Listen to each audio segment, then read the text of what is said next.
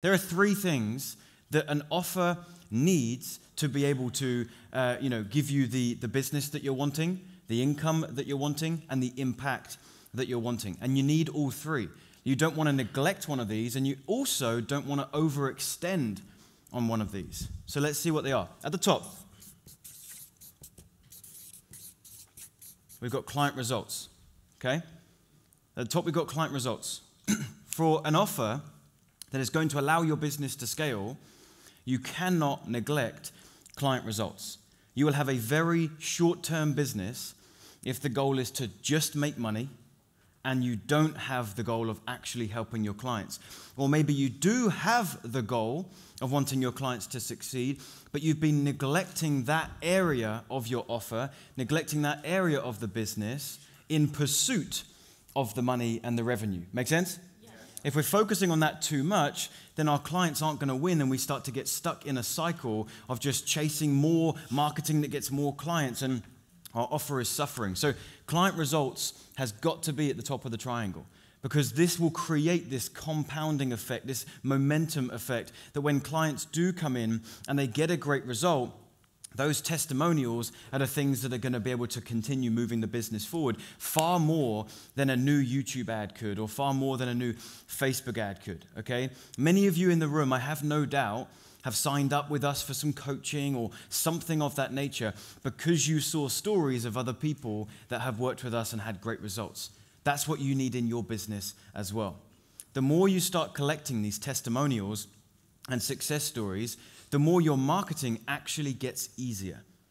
Your marketing truly gets easier with every success story you gather. I've done promotions to my email list where I've done nothing more than teach a bit of training, talk about a bunch of our successful students, and invited people to book a call to talk about coaching. Nothing mentioned about an offer, nothing mentioned about price. Just, here's some people that this happened for. If you'd like to perhaps be next, then let's book a call.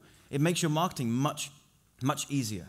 Which is why, and I've already had this conversation with some of you in the corridor, but how many of you, if you're willing to be bold and honest, how many of you are very early on in your business? You don't have that many clients. Okay, perfect. I appreciate the honesty. So for you, you must double down on this.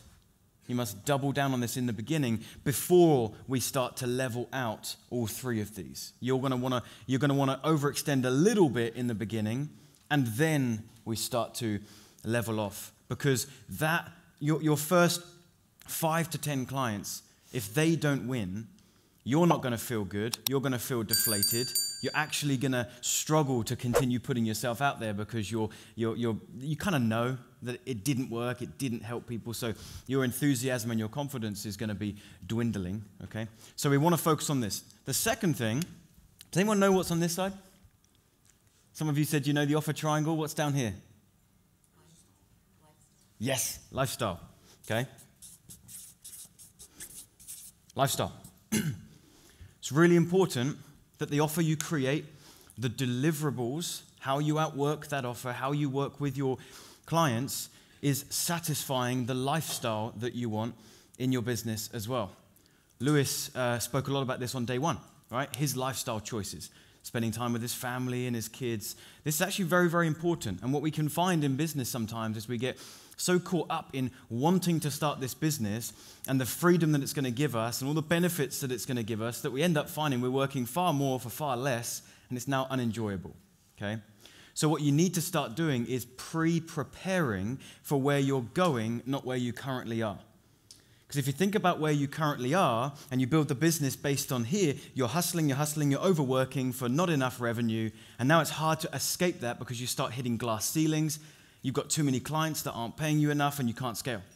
So what you want to do is start thinking about this now. Okay, so where do I want to be? How much revenue do I want to be earning? How many clients would I ideally want? How many clients would I need to make that happen? And now I'm going to reverse engineer that. And I'm going to make sure that, okay, if it's 20 clients a month at X amount that they're each paying me, and I'm going to reverse engineer what my deliverables would look like at that level so that my lifestyle could be sustained. Does that make sense? Yeah? Really, really important. So we get to think about this now. We don't want to wait until your lifestyle's swallowed up. It's actually really hard to then pull back. And I had to go through the really hard pulling back, which is why I'm now sharing it with you, because I want to save you from it. I used to have holidays with my wife, and I would be laying in a sun lounger while she's next to me, and I'm still replying to clients, and I just wouldn't get off my phone. I had this limiting belief that clients wouldn't let me have a break. Like, I genuinely remember having that moment. So we used to support our clients on an application called Voxer. Anyone use Voxer? Yeah, we don't anymore. It's a really crappy app. But it used to be better, and then it's terrible. It's like the development team just left. But we used to have Voxer access, so our clients could message me and send audio messages. And I just didn't think that I could say, I'm going away for a week. I'll check in with you when I get back. And the first time I tried it, I just said to my clients, sent out a group message, just said, hey guys, I'm taking a week off, check in with you when I get back, and I'm freaking out thinking, what are they going to say? Everyone was like, awesome, go have a great time. And the one person that had an issue with it would just add an extra week onto their time in the coaching program, right? It's not difficult to make these little adjustments, but you just don't know what you don't know. So that's one example. Another example, and I want to be careful with how I advise you on this one, because there's an element to this that if I was going to be doing all of this again, I probably would still do this, but I would be conscious of how much and for how long, which was I used to do loads of late night webinars. How many of you have been on a webinar at 2 a.m? Your own or someone else's? Yeah? Yeah? Okay, only a few of us. Right, well, I used to be on loads. I'd be on other people's, but I'd also be hosting my own live webinars, and I'd be doing it at 2 a.m. all the time, so tired. That was actually why that video I showed you yesterday when I smashed a bowl, that was really late at night when mum and dad were in bed, and I'm here trying to do my stuff late at night because that was what I thought I needed to do, right? And then it got to, I don't know when it was, probably 2016, 2017. I just decided I don't like this anymore. This is not fun.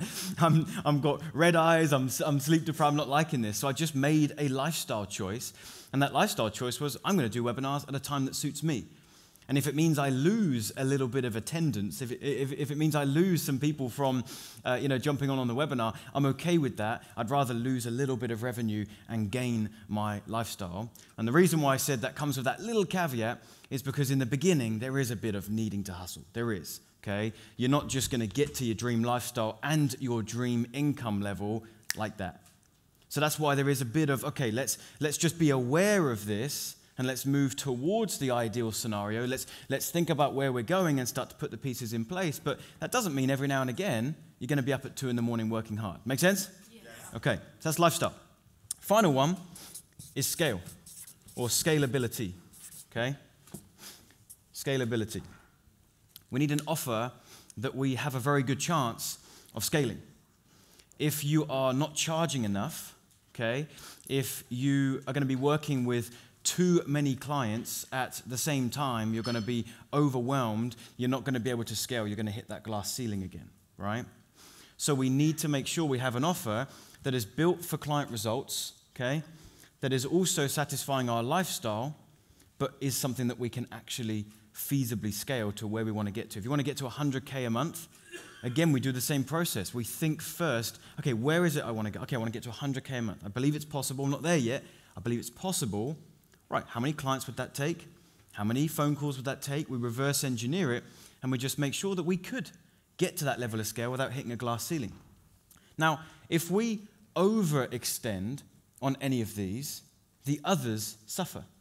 So if we overextend on client results, you might say, well, John, that's an awesome thing to do. You've just said to do it in the beginning. In the beginning, yes, get some of those testimonials. But if you overextend on this and you focus on this only, your family is going to be sacrificed, okay? Or you might not be able to scale because you're spending so much time with 3 clients that you can't scale. Does that make sense? Yes. Okay. Now, what if we overextend on lifestyle? What if you want to sit on a beach 23 hours a day? No, actually, you'd be sleeping for a little bit.